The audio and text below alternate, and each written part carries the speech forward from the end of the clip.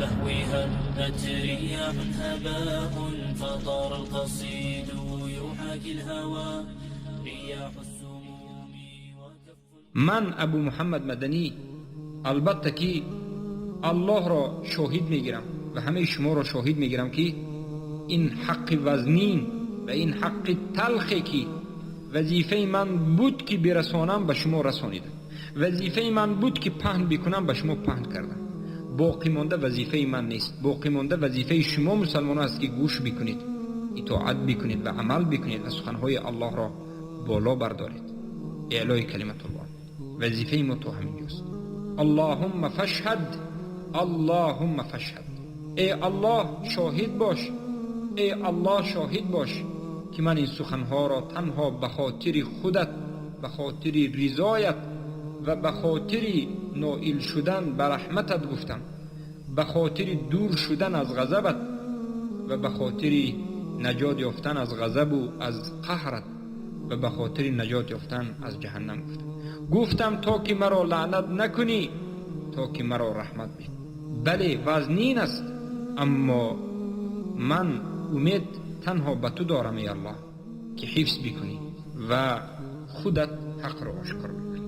پس حق و باطل نباید به هم دیگر آمیخته باشد. لا تلبسوا الحق بالباطل و تکتموا الحق و انتم تعلمون ولا تلبسوا الحق بالباطل. این آیت به اهل کتاب نازل شده است، به همه تعلق دارد، به من شما هم تعلق دارد. هر تحذیری که به اهل کتاب آمده است به من شما هم این تحذیر است، بیم هست. حق و باطل را به هم دیگر آمیخته نکنید، حق را پنهان نکنید در حالتی که شما میدانید. و این سخن الله امروز خصوصا به علما و به طالب علمان تعلق دارد. ای علما حق را به باطل آمیخته نکنید، حق را پنهان نکنید. ای طالب علمان شما بسیار چیزها را میدانید، شما عددهای یک نفر و دو نفر زیاد هستید. از الله بترسید، دین الله را حفظ کنید، الله شما را حفظ میکنید. الله را حفظ کنید، حدودش را، شریعتش را اعلای کلمت الله کنید، الله شما را حفظ میکند. در این دنیا و آخرت به الله یقین کنید، به الله توکل کنید و البته که صابر باشید، زیرا که شما میدانید که حق چی است. بی پروایی در دین نکنید. سالهای سال تعلیمی که گرفته اید این برای شما حجت است، یا به فایده شما یا بر علیه ضد ضرر شما. اگر تعلیم گرفته باشید عمل نکنید، نرسانید، تحقیق ننمایید، پس این علم شما در روز قیامت شما را به جهنم میبرد. چه خیلی که قرآن لک او علیک، حجت لک او علیک.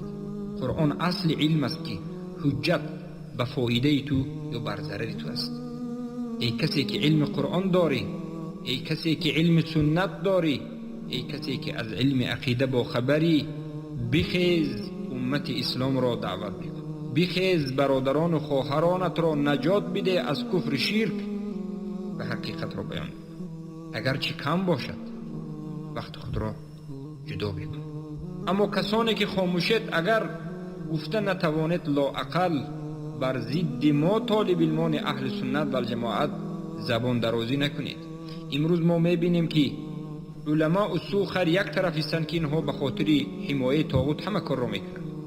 طالب علمان زیاده، ما گمانمان درباره اینها خیر است که طاغوت پرست نیستند، اونها در بیرون هستند، انسانهای خوب هستند بسیاری اینها، اما حق را خودشان نمیگویند. یک میبینیم که بر ضد ما هم زبان درازی میکنند.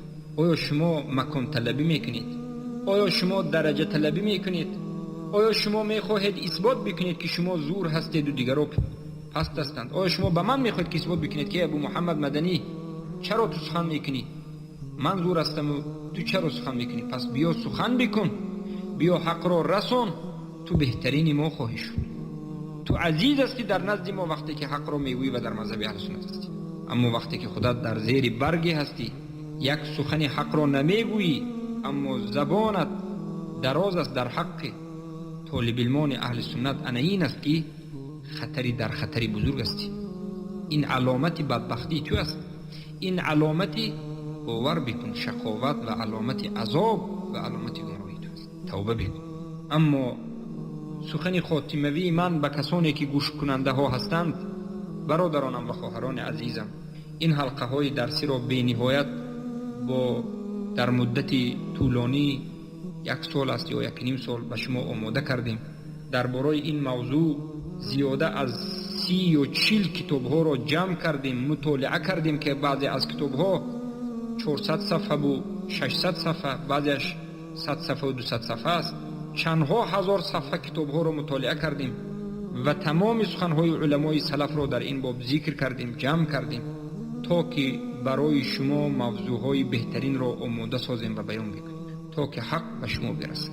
پس شما هم قدردانی بکنید، شما هم کوشش بکنید این درس های با زحمت آماده شده را گوش بکنید، لااقل گوش بکنید، بنویسید، بیاموزید، برسانید، نشر بکنید. و البته که همین است وظیفه شما که گوش کردن است. ما البته منت به کسی نمی کنیم، از کسی از شما چیزی را طلب نمی کنیم و طلب هم نکردیم و نخواهیم کرد باذن الله سبحانه و تعالی.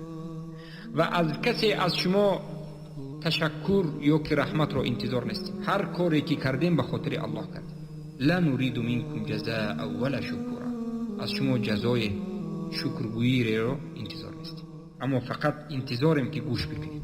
ما در حق شما دعا میکنیم برادرانم و خواهران مسلمان. شما را میشناسم یا نمیشناسم دعا میکنم. 10 سال در گرد خانه کعبه دعا کردم که الله جوانان ملت من مسلمان جوانها را هدایت بکن و به عقیده اونها را در بالای قرآن و سنت، در بالای تحقیق توحید جمعشون بکن و هممون را موحدین ثابت قدم و حسن خاتمه نیکو بخش. و این دعای من دوام داره و دعا میکنیم که این درس های ما را درس های مبارکه، درس های منتشر شده، درس های متحول و درس های بردوام گرداند. بارک الله فیکم و حیاکم الله و ایاکم. البته ما در این درس ها حقیقتی همه فرقه های باطل را به شما بیان کردیم. به یگان فرقه روی خاطر نکردیم، عاطفگی نکردیم، دوست بازی نکردیم. حقیقتی که باید گفته شود، هم در رو بروی طاغوت ها از این حکومت های کفری، هم در رو بروی طاغوت های حزبی، هم در رو بروی این مدخلی های گمراه و دیگر از سوروری ها و حزبی ها و صوفی ها و دیگر همه فرقه های باطل بیان کردیم. پس انشاءالله حق واضح است، خود شما کوشا باشید. اللهم لا علم لنا الا ما علمتنا انك انت العلیم الحکیم. هر چیزی که در اینجا حق است این از الله و رسول است و هر چیزی که باطل است و خطا شده است این از من است که من خطا کردم. شما همیشه به حق چنگ بزنید، به قرآن و سنت و به قول صحابگان چنگ بزنید، نه به قول کسی دیگر. الله شما را حفظ بکند و بین ما و شما توحید را زنده بکند و طالب علمان اهل سنت و جماعت را زیاده بکند، قوت بدهد، نصرت بدهد و الله سبحانه و تعالی حق را خودش ظاهر بکند. حیاکم الله و ایاکم. با همین صحبت خود را به پایان میرسانم. سبحانك اللهم و بحمدك اشهد ان لا اله الا انت استغفرك و اتوب الیک. اللهم لا علم لنا الا ما علمتنا انك انت العليم الحكيم. اللهم علمنا مما ينفعنا وينفعنا مما علمتنا انك انت العليم الحكيم. اللهم افتح بيننا وبين قومنا بالحق وانت خير الفاتحين برحمتك يا ارحم الراحمين. من البهو هبت رياح هباء فطار القصيد يحاكي الهوى رياح